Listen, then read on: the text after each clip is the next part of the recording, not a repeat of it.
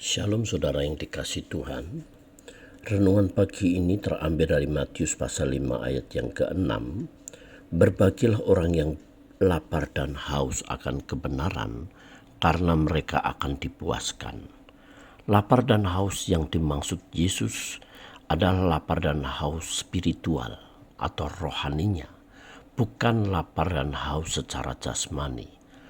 Orang yang lapar dan haus akan kebenaran akan dikenyangkan atau dipuaskan oleh Allah. Kelaparan dan kehausan spiritual harus menjadi ciri setiap orang yang percaya kepada Tuhan. Orang yang lapar dan haus akan kebenaran harus menjadi gairah, ambisi, semangat dalam kehidupannya. Orang yang haus akan kebenaran akan terus berusaha untuk mencari Tuhan melalui persekutuan pribadi, ibadah dan pelayanan, serta hidup selaras dengan kehendak Tuhan.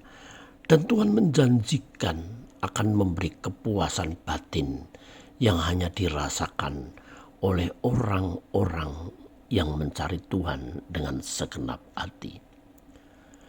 Orang dunia memiliki ambisi, gairah, haus dan lapar akan kekayaan dunia, jabatan, atau materi.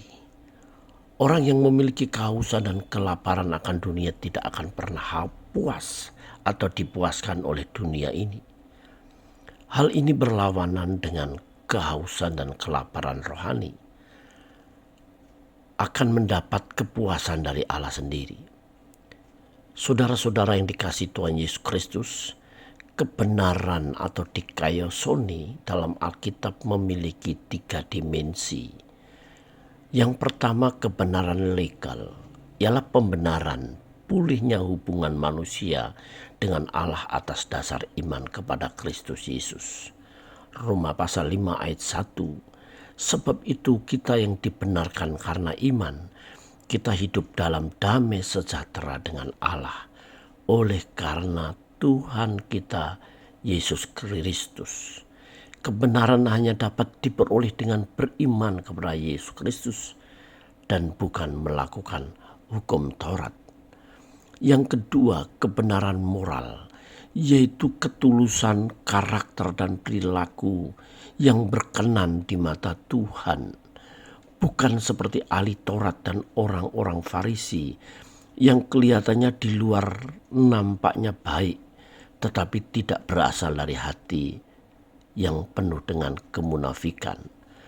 Tuhan Yesus berkata dalam Matius pasal 23 ayat 27 sampai 28, "Celakalah kamu hai ahli-ahli Taurat dan orang-orang Farisi, hai kamu orang-orang munafik, sebab kamu sama seperti kuburan yang dilabur putih, yang sebelah luarnya memang bersih tampaknya, tetapi yang sebelah dalamnya penuh tulang belulang dan berbagai jenis kotoran. Demikian jugalah kamu, di sebelah luar kamu tampaknya benar di mata orang, tetapi di sebelah dalam kamu penuh kemunafikan dan kedurjanaan."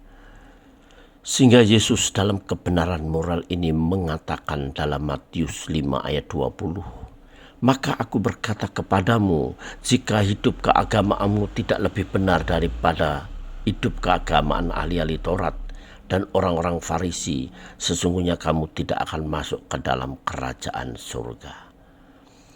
Yang ketiga yaitu kebenaran sosial, yakni keprihatinan bagi mereka yang tertindas dan membutuhkan.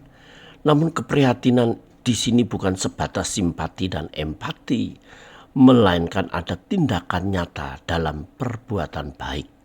Seperti yang Yesus juga lakukan, ia berbuat baik. Kisah Rasul pasal 10 ayat 38, yaitu tentang Yesus dari Nazaret, bagaimana Allah mengurapi dia dengan Roh Kudus dan kuat kuasa dia yang berjalan berkeliling sambil berbuat baik dan menyembuhkan semua orang yang dikuasai iblis, sebab Allah menyertai dia. Demikianlah renungan pagi ini. Tuhan Yesus memberkati.